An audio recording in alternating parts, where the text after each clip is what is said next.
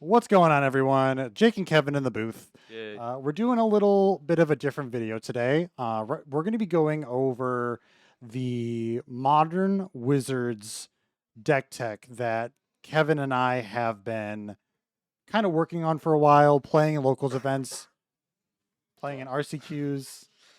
Um, This is the deck that I top or made this finals in at the RCQ here in Impact, and I've had a lot of people reaching out to me asking for a deck tech, and then we're finally going to do it. get around to really doing a deep dive, talk about cards, individual choices, a little bit sideboard guides, talk about evolution, where we started, the thought process on it, where we're kind of now, and maybe where we're looking to go forward into the future with Wizards as an archetype. Modern's really growing and changing a lot as a format.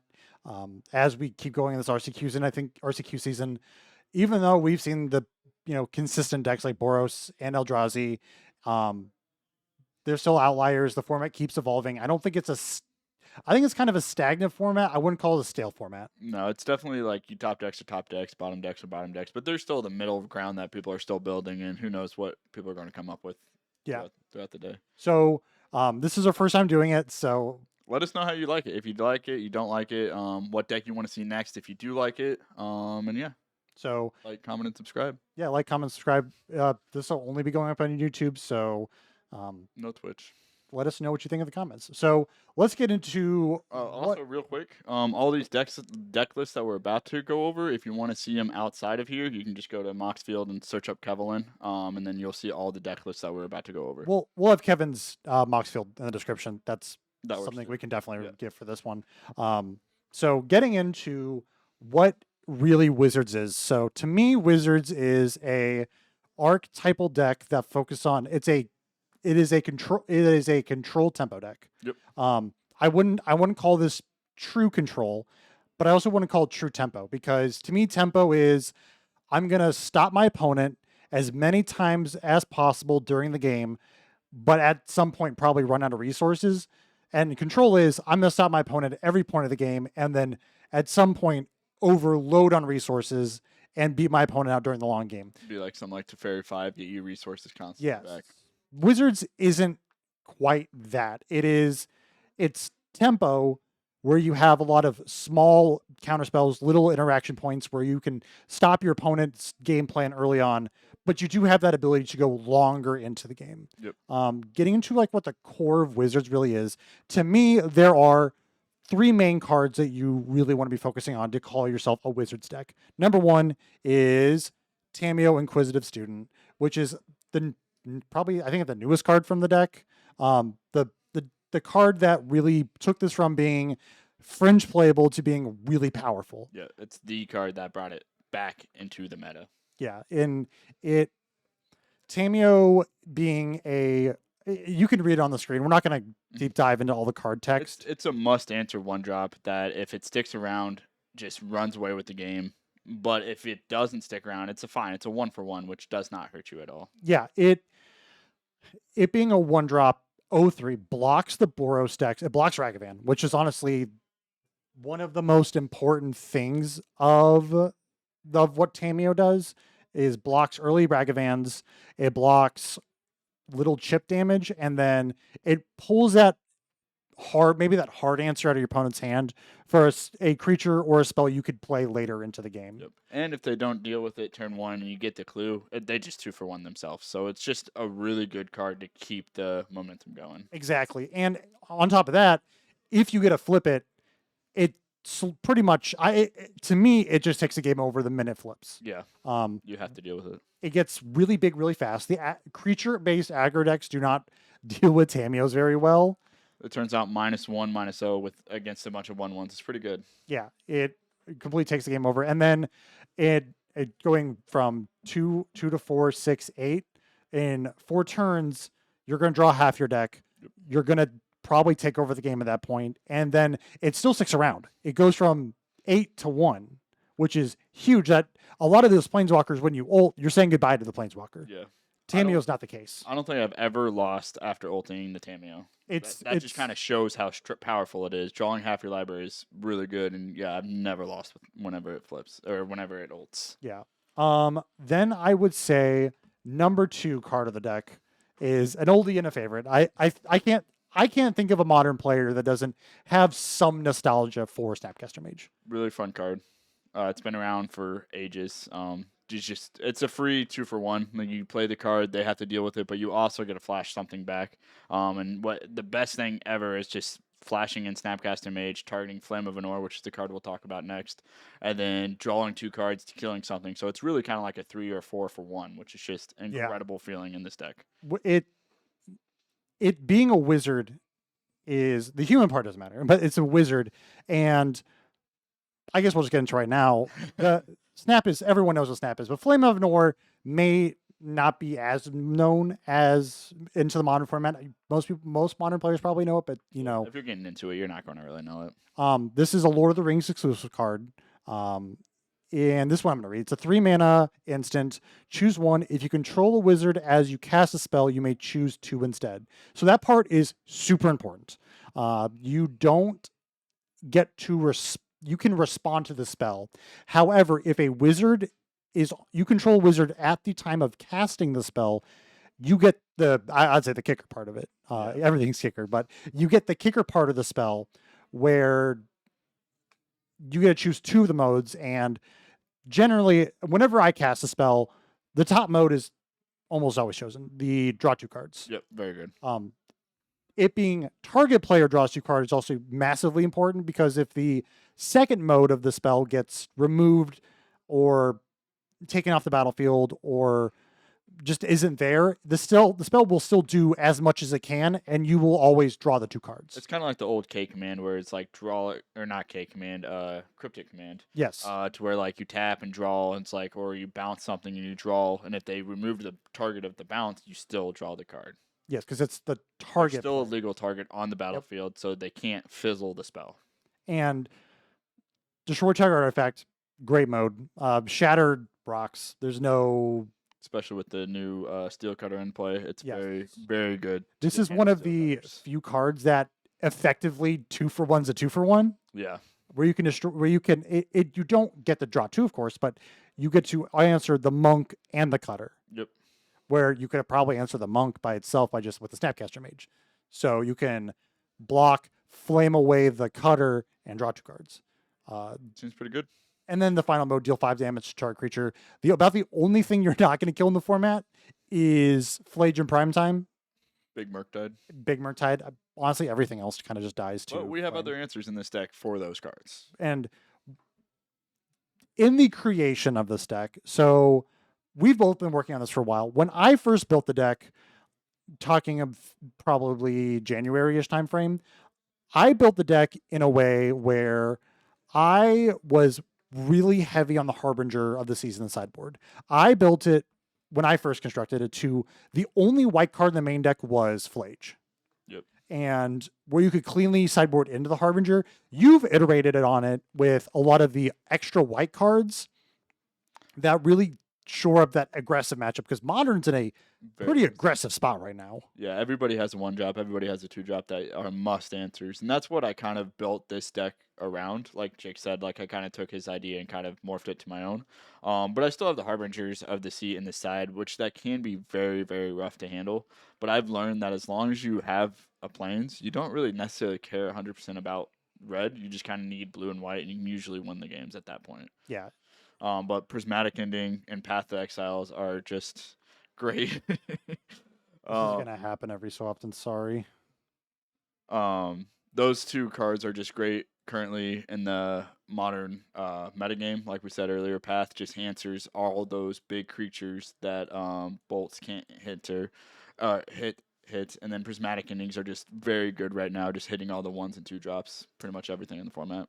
Going down the creature package, we've talked about Tameo and we talked about Snap. So Flage is a great double-edged sword, where it's great in the aggressive decks because it's a burn spell, but in this deck, this is your stabilizer. Yep. This card comes down, it's going to stabilize your life total, And then it's also a harder to get rid of threat where, Prismatic Ending has to hit this for 3. You have to.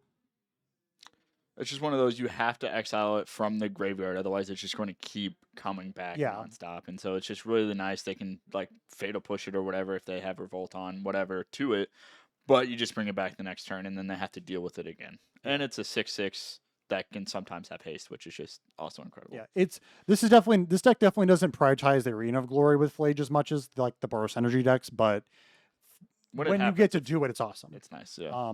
Going down Thundertrap Trainer. This one. This is a card I did not like in the deck. This first iteration that we came up with. It is a wizard and it does replace itself. You look at the top 4, I believe it is, and you get an instant or sorcery. But whenever I was playing it, even on camera, you saw it just completely whiffs a lot of the times. And if you're trying to create that 2-for-1, having a card that whiffs sometimes just did not feel good to me. Yeah, this to me, Thundertrap Trainer wants to exist in a deck where it's like Collected Company, where you want, like most Coco decks are 30 creature decks. Mm-hmm. To me, Thundertrap Trainer, you probably want somewhere in the realm of like 26 to 27 spells. Yeah. And if you count, in the first iteration, we were only on what, 22, which is pretty low. It's really like Thundertrap Trainer is a good card in certain decks, like you said. Like Belcher it's phenomenal in that deck. But yeah, we have too many creatures and too many non-instants and sorceries in the deck for it to be good. Yeah, and then Tashana's Tidebinder.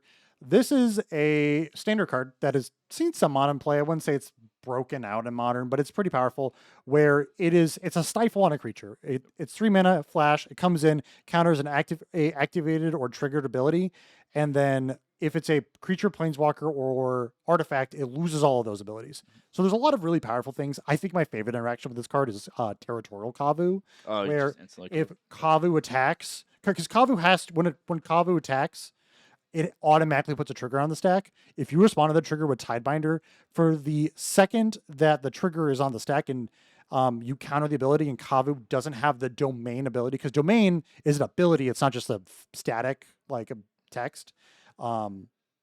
It just dies. Yep. It just goes away due to state-based actions. But going into the... Hold on. My favorite interaction with Tidebinder is hitting fetch lands. If you're on the play and you get your 3 lands and they fetch for their second one at the end of your turn, you just Tidebinder that fetch land to where they just lose a land, so they're down to 1 land to your 3, and you just run away with the game like that.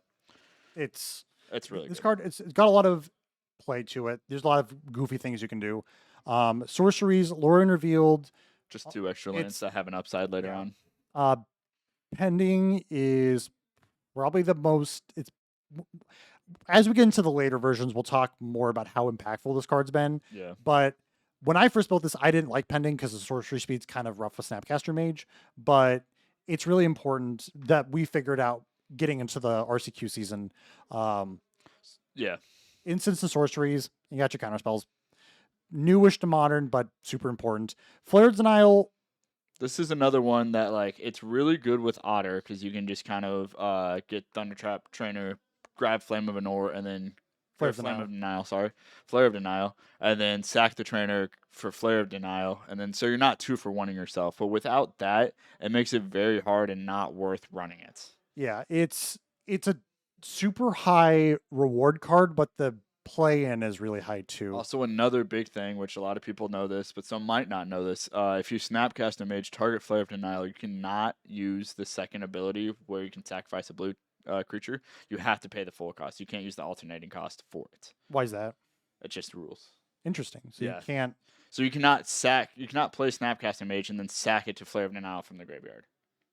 Interesting. You have to pay for it. You can't use alternate cost for that. Oh, interesting. I learned that the hard way online. I did not know that. Yep. Lightning Helix. I mean, this is like a modern staple. This is a card you were not high on at all. I was not high on. I have changed my tune on it a little bit as we've gotten into the RCQ season. I thought Eldrazi was going to be a lot more relevant, and it really, really, really was at the start of the season. Yeah. But Boros Energy is generally 25% of your RCQ meta, at least in St. Louis. just aggro decks in general, especially with the steel cutter. It's just Lightning Helix is so good at stabilizing yourself, or not necessarily stabilizing, but gives you a little bit of extra time. And the combination to me of any damage-based spell and Snapcaster Mage, Snap just raises up so much higher. Yeah, and then like the only thing, like you said, doesn't really kill is like what were sorry, it's Frog is the main thing I was talking Yeah. about. It doesn't really deal with Frog very well. But other than that, or Eldrazi's, that's what I was trying to say. Other than that, it kind of pretty much deals with everything pretty cleanly. It deals with Microspawn and the 3-mana 2/3 that makes a dude and then pings when you do colorless stuff. Oh, Glaring Flesh Raker, Yeah. Flesh Breaker, something like that. That it also deals with that card too. Yeah, and at the end of the day, you can always just go face, and it's a good way to win the game. It's just Yeah. hit the opponent. Then last is Path to Exile. This is kind of more of the where you took the controlling aspect of the deck. Where Path, I think Path is kind of coming back. It's People are very greedy with their mana bases right now, Yes. and so they're not running very many basics. And you kind of want to save Path for later on in the game, and so maybe they've already fetched all their basics, and then it's just a clean answer to kill anything that Helix or Bolt doesn't kill. and truthfully, if you're pathing a thing anymore in Modern, decks are so fast. Giving them the extra land almost doesn't feel like it matters as much as it used to. Yeah. When you used to have to path the Dark Confidant, and the Jund player would go from 3 to 4 mana on turn 3, that really sucked. Yeah. But I mean, hey, pathing a Murktide on turn 3 or 4 is absolutely fine. Yep. And I think Path is gonna. I think we're in a world where Path, maybe not as much main deck play, but definitely sideboard play is gonna start coming back. Yeah, I agree. I think people are going to start realizing how good Path is, and then bring it back. Mana base wise, 22 lands, theoretically 24 thanks to the lore revealed. Yep. There's 1, 2, 3 surveil lands, which is a little higher than most decks. Most are on 2. I think, and I'm on the belief of the slower deck you are, the more you want. And truthfully, with this deck, It can play very slow. yes, it Which can is- play slow. You kind of want to be in that like niche area where you can go fast if you want to against like the slower decks, but you can also just take your time against the fast decks, which is a lot of the meta. So having 3 surveil lands, I think, is perfect because sometimes you don't do anything for the first 3 turns. You just kind of wait it out. So that's where we started with this deck. We're going to move on to where you did well with this deck and the changes we made going in a little bit later into the season. So this is one that I've played also at a local RCQ here in St. Louis at a different store, and that one also had a lot of people. And I did make top 8. Unfortunately, I did lose in the first round. But the big change that I did is I got rid of the Flare of Denial and the Otter because I just did not like them, and I added 2 Teferi the Time Ravel's main because I thought it was phenomenal against Frog, and I wanted more of them. And then I also added 2 more Pendings main, again, mainly to shore up my Frog matchup. And I mean, Teferi is incredible versus not just the Frog decks, where it's stopping your opponent's counter spells. You get to bounce the Frog and the Murktide. It's also really good versus like Black-White, where Black-White's super heavy on interacting on the stack and its own little goofy abilities. Being able to bounce things like Aether Vial is really important. Being able to bounce, making sure they're not able to flash their Philias in is huge, because a lot of times when you play your Teferi, they go, well, I guess I got to play my Philia into this because you're just going to bounce. If I don't, you're just going to bounce on it back on your turn because the card replacing itself is huge. Little Teferi is... It's really good. I mean, that when that card came out, it was like a terror of Modern, but now it's definitely toned down a little. I would definitely run more of if it wasn't for the fact that Boros and Steel Cutters are like 90% of the meta right now. And balancing a Steel Cutter is more helping them than hurting them, honestly. And it's just kind of too slow in those matchups. The creature package going down the Otters, really haven't found a great replacement for it, or like a really good change out. I think going into where we're at now, I think Tidebinders, I've lost a little bit of value in Tidebinder just because Eldrazi is kind of pulled back a little bit. Yeah. It's really good versus Eldrazi. It's not that good versus Boros Energy. No, usually that's one of my first side outs. Most times when I've had this versus Boros Energy, it's just a bigger Snapcaster Ambush Viper. Yeah. but tight. So on the Flages, still on the Snaps, still on the Tamios. 2 on Soul, 2 on Lorraine Fields, 4 pendings. Pending is super important right now. Yeah. This is one thing that if you want to do your own little flex, you can replace pending with marches. There's nothing wrong with that. It's just cost one more, but it is at instant speed, which is kind of like a trade-off whether you want it to cost one more or if you want to have instant speed. So I completely understand that, and that is something that I was looking into. But whenever I came down to it, I'm like, I think pendings are a little bit better than marches. I agree. And you don't have the massive white spells to pitch to it, Yeah. where a lot of the decks that generally, like Blue White Control, has a lot of white cards you can throw into it. Instant spell wise, this is another reason why you cut the Thunder Trap trainers, because you are lower. I mean, this is a 22-ish non-creature spell deck. Yeah. So you're just way lower on spells, a little more higher on the wizards part of the deck. Still play your 4 flames, play your 4 bolts. We didn't even talk about bolt. I mean, honestly, what do we have to talk about bolt? Yeah, it's Bolt, snap, bolt. Yeah. Everyone knows that one. Lightning Helix still at 2, Path still at 2, mana base pretty much exact. the same. Didn't change it. We're going to talk about sideboards now, because this is the updated sideboard. Celestial Purge, a card that didn't exist in Modern it was really, Celestial Purge used to be huge, like 2016-ish, has started coming back now because it's a great answer to Flage, great answer to Frog, great answer to hey, there's still Yawgmoth players. It's also good against just the boards, like you said, Flage. It also hits Goblin Bombardment, and now a lot of them are running Pyros and Fables, and so it just hits like a lot of their deck. Flip the Johnny, which is That's huge. true, yeah. Consign to Memory. Gotta have 4 of. Yeah, this deck is already pretty good versus Eldrazi. You have to play this card no matter what. Yeah. It's also good versus Black-White. It's also good versus the aggressive Eldrazi decks, not just like the Ugin decks, but the Breaker, which the 3-mana one. The 3-mana one that has trample and gives something plus X, where X is the number of. Oh yeah, I know which one. I don't know the name of it though. That card, it's really good versus Eldrazi Linebreaker. We have a Eldrazi player in the corner sitting with us, so he knows a lot of the good cards. Emrakul Aeon Torn. Mill tax. Yep, pay your mill tax, everybody. This deck can win against Mill with Flage, but I have been surgicaled one too many times where they take my Flage and then you can't kill them fast enough, so you just run your mill tax. Yeah, and Emrakul is the best because if it gets Tasha's Hideous Laughter, you get the biggest bang for your buck. If you have an Emrakul for a commander or an Ulamog, just play it. It's not that big of a difference. Anything that shuffles, that's the big thing. Just shuffles it back, and it's in the graveyard, back the entire graveyard, not just itself. Yeah. So anything like that will anything works. Harbinger of the Seas. This is one of those cards that I know a lot of people hate in this deck, but I think it's kind of important. Like I said before, as long as you have white, you will be okay. You can cut yourself off red. If you don't have to, great. But you can win with just blue and white.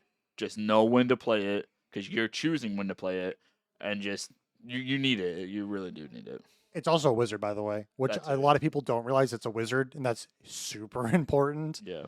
But I agree. This is a card that is definitely a little more skill intensive. You got to learn when to play it. It's not an easy card, but I think it's very important.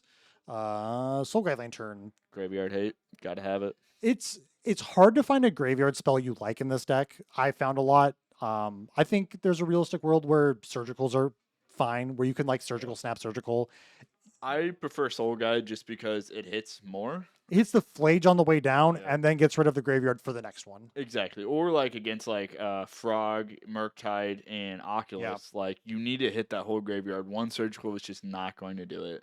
And so I prefer hitting the whole graveyard, and like you said, hitting the Flage on the way down or whatever on the way down, and then hitting the whole graveyard later is just much better than one surgical. It's also free to activate it. I've seen some people play Stone of Eric, which is the 1 mana.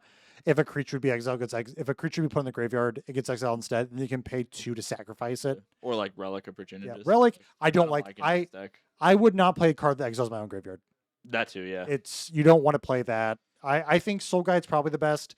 I would not play Rest in Peace. No, it hurts your snaps and Flages too much, and it's just not worth it. Yeah. for the one-time effect versus the permanent effect. I also don't think permanent effects are very good right now. Then finally, Wrath of the Skies. You're not an energy deck.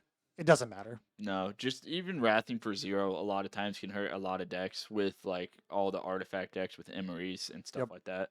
You Wrath just on get, 5 is just fine. yeah, you just need to have wrath. Like you need a board wipe that hits artifacts as well and enchantments. Like Urza Sagas just blows out Urza Sagas and stuff like that. There's some other cards you can play. Pyroclasm definitely has a bit of punch still going for it. Not being able to hit the 3 butts out of Boros Energy is kind of rough, and the aggressive decks.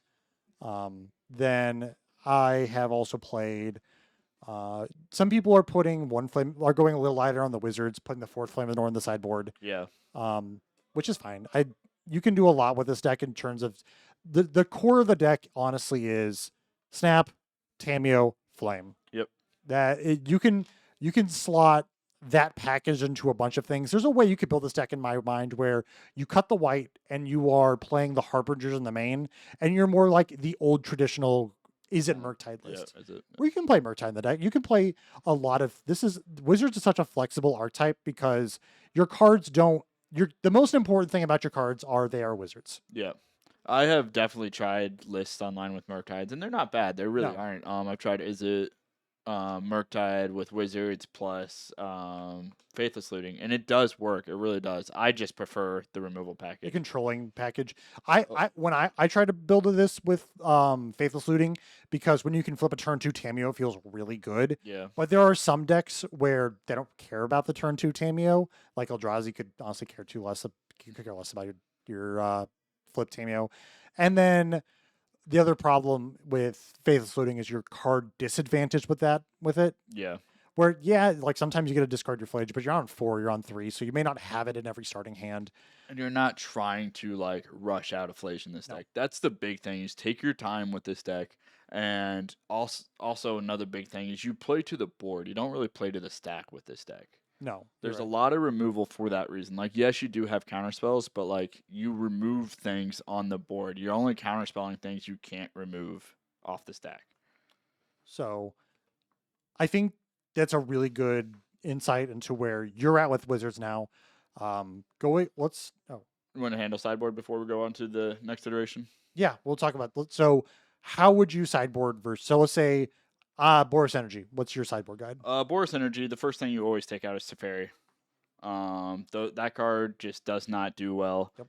And then I usually trim on Snapcaster Mages because a lot of times they bring in Graveyard Hate, and so having Flage plus Snapcaster Mage against their Graveyard Hate just feels bad. And so that allows me to have all 3 purges. Yeah. And then I usually will trim like 1 Tidebinder, or actually I think I trim all 3 Tidebinders, 2 Snapcaster Mages, 2 Teferis, and then I'll bring in 2 Wraths, 2 Purges, and then 2 Soul Guide Lanterns. I believe is how I do it. I think that's even 3, 4, 5, 6, 7. And then no, I think I bring in all Purges, 3, 4, 5, 6, 7. Yeah, so I do 2 Teferis, 3 Tidebinders, and 2 Snapcaster Mages for 3 Purges. 2 Soul Guide Lanterns and 2 Wrath of the Skies. Sorry, we do not have this like on the screen for you guys, so you'll just have to write it down after we say it. Eldrazi. Again, Teferi's out. Teferi's out in a lot of these matchups, but you need it for other matchups. I'll take out Teferi's. I'll take out Helixes because those are also not great in this matchups. And I'll bring in just 4 Consigns. And then for the other, you also need the 3 Harbingers. And so usually I'll trim on bolts. I'll go down to like maybe 2 bolts, and then again I'll trim a Snapcaster Mage. You can also there's also multiple variants of Eldrazi. So there's like the Haragast version, which has fallen off in popularity a lot, but Soul Guide's good in that matchup too. And then sometimes, just depending on how I feel, like if I see them with a lot of like talismans and stuff like that, I will not take out my pendings. But if I don't see any of them and maybe they aren't running them, I will take out some pendings, like maybe 2 of them. I'll usually try to keep some. But otherwise, I'll take out like 2 of them. The best feeling when you get a Harbinger on 3 and they put all of their Utopia Sprawls on a Stomping Grounds and they just all fall off. Like, goodbye. Then Black-White. Black-White, you keep Teferi's in on this. Very good in that matchup. Very good. So you bring in Purges. And I think that's kind of pretty much all. You can kind of bring in Consigns and Wrath of the Skies if you are feeling like it. There's a couple ways to build it. There's the Ketramos version, which is playing the relics, Yeah. where I think Wrath of the Sky is still pretty good. Consigns even better, but Purge is incredibly necessary in that. Yep. And then there's the Vile version, where Wrath is like the best card in that matchup. And then usually for this matchup, I'll take out the Helixes because they're not really needed. That card, as good as it Your is removal, against aggro, you you have so much removal removal, anyways. yeah.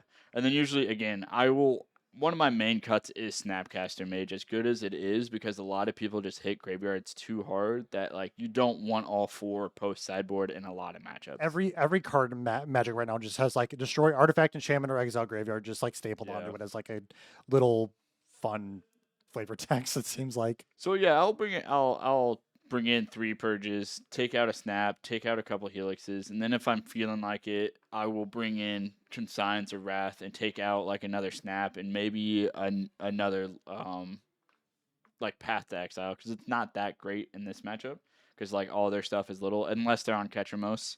But like all their things are tiny, so your bolts can deal with them pretty well. Trying to think of the last one. Amulet Titan. I mean, that's kind of a pain Titan in the butt. Yeah, you bring in Harbingers of the Seas, you bring in Consigns to Memories, and then you take out Teferis. Yep. I honestly would take out your what was I thinking? Helixes as well, and I also like to cut a couple more bolts in this matchup as too. So that's 2, 4. You could bring in Wrath for the amulets, and if they go wide with You Saga. I don't like it though. Okay. Because like that's not how you're going to win the game. No. If they have an amulet, they're going to try to kill you that turn and wait until turn 3 Yeah. with Wrath. You're probably dead by then. You could play Meltdown in the sideboard too. I think Meltdown is also a pretty okay. It's okay, yeah. It's good. It's only good versus like the affinity decks that are trying to play all their big cost cards on turn 2 and just chain into them. But I think Wrath honestly does answer a lot of things pretty cleanly. Yeah, you just pretty much want to take out all of your small removal against them and bring in all your bigger removal, as well as stopping the Titan trigger with Consigns and Tidebinders. Tidebinders are really good in this matchup. And so usually, yeah, I would take out the Teferi. It's not that great. Take out the Helixes. Take out a couple bolts.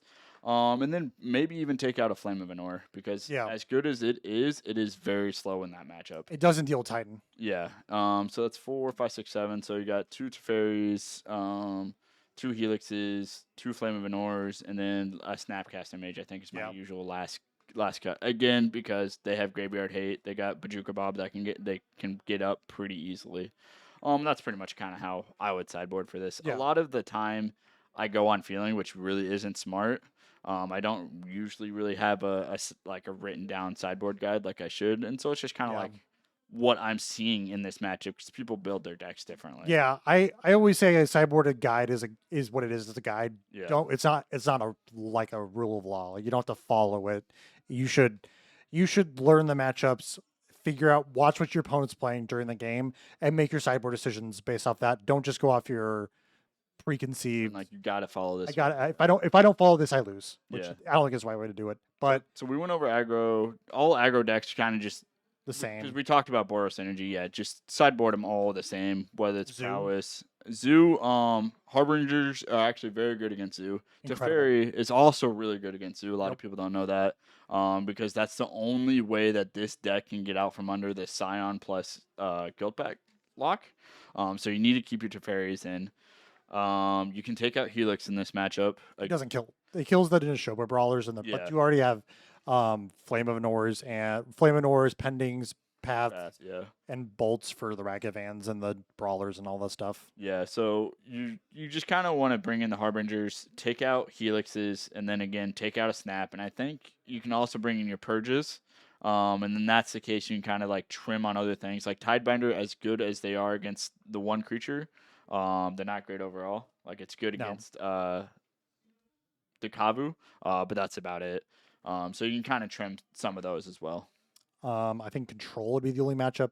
Control you're already kind of favored in, just because your cards interact so well with what they're trying to do. You also want to just play your card. You may not like... So Snapcaster Mage is obviously really good when you bring something back, but putting it down on turn 2 at the end of their turn and just start beating them with it, even if you don't get the card from the graveyard, is also just perfectly fine. I've won games where they're like, oh, I don't want to deal with the 2-1, and then by the time they do deal with it, they're like 9, and I'm like, all right, bolt, bolt, bolt, and just kill you. Yep. So it's just one of those things, like, you don't necessarily always have to have the second value of it, because sometimes just beating them down for 2, or even with Tidebinder, just beating them down for 3 every single turn is just very, very good. You close a lot of games of this deck with just bolt, snap, bolt. Yeah. And your opponent didn't think about it or play Wasn't around it. expecting it. Yeah, or just Flage, Helix you. You have a lot of just built-in burn that a lot of people aren't expecting. No, burn's not played in the meta right now. I think my favorite one I was on camera a while ago, where I went bolt you, down tick my Tameo, grab bolt you, snap bolt you, Yeah, and you went off that. Like Yeah. you can just kill someone from 12 or 9 out of nowhere. Yeah, I have beaten wow, I'm blanking on the artifact control deck that I'm blanking on. CJ plays it all the time. Lantern control. Lantern control. Thank you. I've beaten Lantern control just by bringing back Flages nonstop, just looping them and just bolting with Snapcaster mages and stuff like that. So you do have the burn that you don't necessarily need to end by attacking creatures. You can just bolt them to death. Yeah. But I think we've covered a lot of your building the deck, where we're at right now. Let's talk about, we talked a little bit about where the future is. One of the decks I saw on Twitter, I forget the user, I'm super sorry, but one of our own Impact Gaming players, his name is Johnny, he took this and he went 3-1? 301. 301 last. They drew in the finals. Yeah, last Friday. Yeah. Friday for FNM. This which is a deck that sorry. If you're in the St. Louis area, check out Impact Gaming Center's FNM. They get like 30 people. That's quite a bit. It's usually a 4-rounders. Unless there's a bigger tournament happening like in Chicago, it's usually a 4-rounder. It's a big event. But let's get into the weeds of this list, because I like this list. You like this list. Yeah. This is where we're showing you can take that Wizards package, the core of the deck, and slot it into different decks. Where this looks like a Wizards met the Frog Tide. Yeah. This is the deck that I have been playing online recently. I've kind of dropped the Jeskai and picked up the Grixis, and I've been enjoying it a lot. I think this deck plays more to the stack rather than playing to the field. Yeah, and that's one thing that you have to get used to. And I'm also I just love that Kaido. It's just such a fun card. My hot take on Kaido is this card is the 2025 Gideon Alexander card. I mean, I can see that. Yeah, it feels a lot like Gids. It plays a lot like Gids, where Gideon gummed up the board, gave you theoretical card advantage, and then was also a great threat to swing into, where Kaido literally draws you cards, gets very large, is protected on your own turn with having hexproof, and then gums up their board by tapping down their stuff. It's so hard to deal with because, like you said, you have hexproof on your turn, and then the creature removal doesn't hit it on their turn, so they have to attack it or have some other way to deal damage to it. And they have to interact on your turn, which is awesome. Yep. And so it does have Kaido, but then another thing is it doesn't have as many spells. It's a lot more flash creatures to play on their turn. You are a much heavier creature deck, and you're a lot lower on the wizard count, where you're playing Bowmasters, Frogs, and Ragavans, where you're not playing those Flages because you're not in white, but you're also not playing Tidebinders. Yep, and you're also only on 3 Snapcaster Mages. Yeah, which I think is fine. I think it's fine. You're not using your graveyard nearly as much in this deck, which is really good.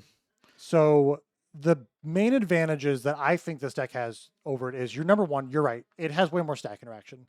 Ragavan is the best turn 1 play in the game right now, but is also a really great card to sideboard out of. Yeah. You don't have to worry about this card very much. You can take this card out, like, I don't know. We were just going so long without having to worry about it. No, you got to turn off. There we go. Why does it do that? I don't know. What were we saying now? Sorry. Where Ragavan is one of the best turn 1 plays in the game right now, but is so incredibly fragile, you're fine taking out games 2 and 3 usually. Yeah. And it's really easy to sideboard out as well. Like, you just have a game 1 on the play, and then don't worry about it the rest of the time, unless you're playing like Eldrazi, which is pretty good into. Yeah. But I think the main power of this deck is Frog. Like, other than Kaido, playing Frog warped the format. Yep. And there's no doubt in my mind of how good Frog is. Phenomenal card. I mean, it's banned in Legacy for a reason. Yeah, it lets you filter your deck. You get to pitch unneeded cards to make it bigger. It flies. It draws cards. It does a little bit of everything. I think Psychic Frog is the main reason to get out of. If you wanted to not play this deck and not play Ragavan, I'd understand. But I think the Frog is a great change out for Flage. Yeah, and then one thing that people don't know, this is a cool trick with Frog and Kaido, is you can let it hit them, draw a card, and then ninjutsu afterwards. Yes. That's something that I had to learn the hard way. You You're- can still in combat ninjutsu, so you still draw the card, and then you also get a Kaido to also draw you another card. The card is still attacking in combat. Yeah. And Kaido, you have to stifle the ninjutsu trigger. You can't counter a Kaido. Correct. So, and then that's a good way to pick up your frogs. Then Bowmasters is, I think everyone kind of. It's good. I think it's okay. I should say it's okay, but it's really good with Kaido. I don't think there's a lot of drawing in modern. Honestly, it's done such a good job at pushing everything that would usually fight that would be good against out of the format. Yeah. Where now it's not that good, which is kind of weird to say. But it does do good against like Cat and stuff like that. Yeah, because the one thing about Wizards is you have to use a spell to kill your opponent's Ocelot Prides or Cat tokens. Yeah. Bowmasters is really good because it can flash in, ping a two toughness, and then block with the Orc Army, and you usually trade, and you're up on a creature from that. Yeah. So that's like the main difference in creatures. The spells, I think Fatal Push. It's a good spot right now. Huh? Fatal Push is really good right now. Yeah, Fatal Push is. There's that core three. Honestly, there's like the 3 core removal spells in Modern, which is Bolt, Push, and Pending to me. Yeah. And I agree. Push is good when when little creatures with big power and toughness are good. And that's kind of where we're at right now, where the things like Bolt or maybe are good, and the format's a little too fast for Pending. Yeah. So like you said, like Frog can get bigger than a Bolt, and then like a lot of times like this deck will have Force of Negation to where like if you try to Pending on your turn, I'm going to counter it. And so I get to protect my Frog. And so sometimes failing at the end of their turn is kind of the only option you have before they just run away with the game. Spell Snare. This Also- card, it's so good, but I am not a fan of it. But I will still run it. It good Boros energy players will very effectively play around your spell snares, Yeah, where they will play a 1-drop and then maybe on turn 2, instead of going immediately play my 2-drop, will go play a fetch land, play a 1-drop, leave up that land to surveil or something. yeah. But it is needed, because it does hit a lot of Yeah. that. It's also really good into counter wars. Like I Yes. counterspell, you counterspell, I spell snare, counterspell, and then they're just kind of stuck there. I was like, oh well, I guess you win this counterspell. So Which it is is huge. very, very needed. Only on Flame of Nor 3 flames. There's one on the sideboard, but 3 in the main because you don't have the heavy Wizards package that you're used to. And I think Flame of Anor in the sideboard is probably one thing I'm going to cut here soon because I have not really been enjoying it. It's like I don't know what I really want to bring it in for that I already want something Yeah, else. the spell snare hitting Cutter's huge. Yeah. And that's like the main reason. It hits EI, Cutter, Slick Shot so much. And Push cleans up the monsters. I could see even switching, go to 3 bolts and go to 4 pushes because Push just kills Swiftspear so effectively. That was another thing that I was thinking about doing is putting in the 4th fatal over over the 4th lightning bolt. Yeah, you can change out this instant package. I think the core of it is the counter spells. Yeah. You got to have And 4 of. I mean, it's a 4 of. I think I don't like decks that play 3 of it. You are either all 4 or all none. Yep. Like this card is just too good to not play. It also makes it you like the more you play, the more rewarding because you have to play your mana around it too. And you the more you play it, the more you know what's actually important Yeah. to counter. Because sometimes you'll counter the wrong thing and end up losing, but you could learn from that. But like, oh, I could have dealt with this a different way, and then yeah. you get better as you play. Going into the lands, you are a little lighter on lands, but you're also way lighter on your mana value of your cards. Yeah. You are playing some fast lands, which part of me wants to change these out to if now I haven't looked at the colors yet. The verges work well with what you're trying to do on the early games. The only thing I don't like about this mana base that I'm still trying to think about, and I've worked with, I've talked to Johnny about this, is switching to where it's full fetches instead of fast lands, and that way you can get a basic mountain in case you're facing against Harbinger. Yeah. But it's one of those is like you do pain yourself a lot and try decks. And the reason why it worked in the Jeskai is because you had so much natural life gain. But with Grixis, you really don't. So you don't want to pain yourself too much because then you just get blown out by all the fast decks. The deck that we inspired off this was playing one Cling the Dust in it, which I think is fine. It answers Flage kind of okay. It's I don't like one ofs. okay. I mean, I don't. That's why it's not in there. Is because I don't like having the one ofs. It's like you're going to want it in certain situations, and if you the odds of you having it is not going to be high. And then when No. you don't want it, it's just like the one time you're going to find it. You're also in 0 cantrips, which Yeah. not playing any preordains or EIs really leads you to not wanting to. You want to play your 3 and 4s because you're not going to see your lower of as much. Exactly. Yeah. That being said, I do have one meltdown in the sideboard. So Sideboard one ofs are different than Yeah. main deck one ofs to me. Then you have your just 2 surveillance. there's only 2 surveils. You could. I think what was it? Rancuda's Theater is probably the worst. Like you want your lands to tap for blue. Yep. That's the most important color in the Pretty much deck. all of them do. Yeah. So, if I was gonna play a third, I'd probably play either second Thundering Falls, Runner City Sewers. You may not need the second Watery Grave. But I think 2 Steam Vents is really important. I could see even switching. Usually, to me, if you're playing 4 pushes, you should be on 4 Darkslick Shores. If you're playing 4 Bolts, you should be on 2 Spire Bluffs. You want your one of untapped. You want more of the fast lands for your more predominant removal spell. That's fair. So that's my thought on it. Anything else you have on the main board? No, I got nothing. And then sideboard wise, 4 consigns. Same. The 1 flame, you could change this out with whatever you want. Yep. Meltdown, really important versus the All affinity decks. Yeah. Nil Spellbomb, you could play Soul Guide. I like Spellbomb because it flips your Tamios. Well, yeah, the thing is that you want to play this in black decks just for the card draw because you can still activate it for free like the other card, but then being able to draw a card is just important. It's huge. Yeah. So I don't think you ever run Soul Guide over Spellbomb in a black deck. Pyroclasm, you don't have Wrath of the Skies, so you have to change that out with something else. Yep. That I don't think I'd run Anger of the Gods. Gonna be honest with you, people don't. It costs 2 red. You can't do that in this deck. Pyroclasm is just fine. Stern Scolding is something I would also consider maybe like a few of in the other versions of the deck, but it's really good versus Boros. Yeah.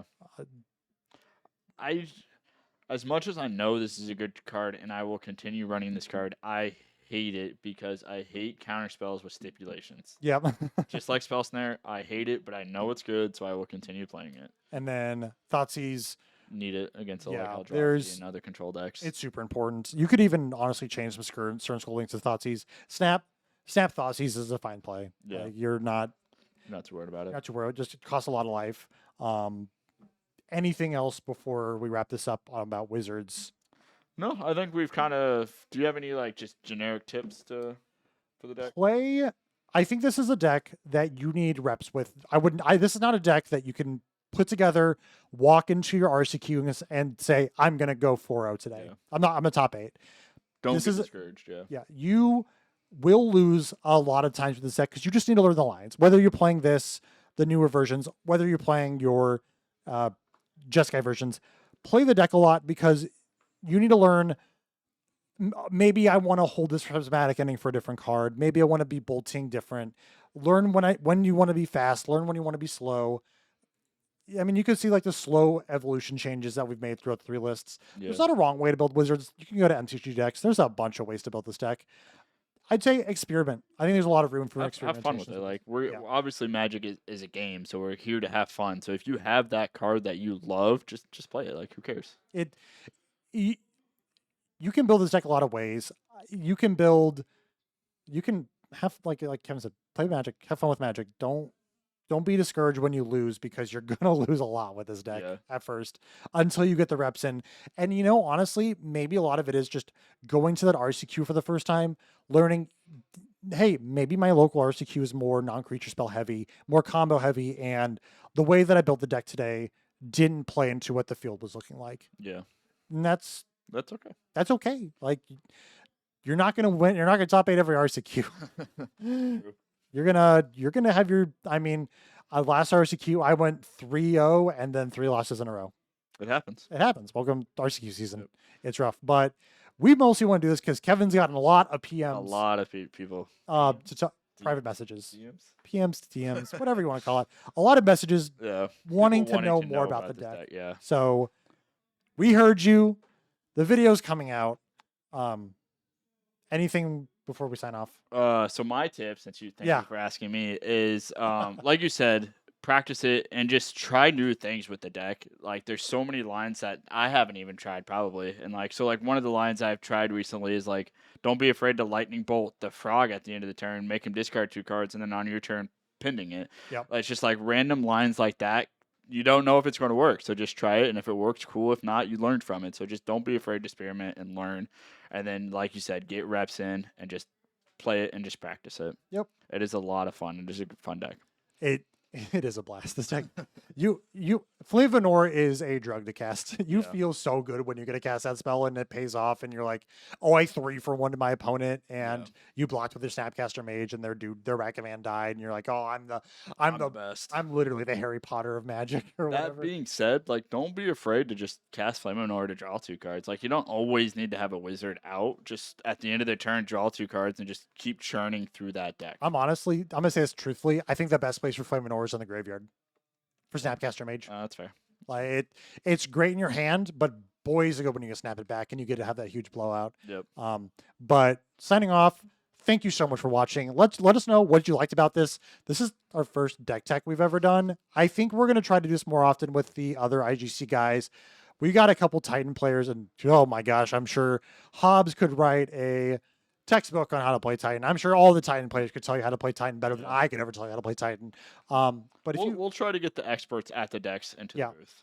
Even non-IGC guys, just a bunch of like pro level players in St. Louis that are really good at their decks. Yeah. But if you liked it, let us know what you liked in the comments.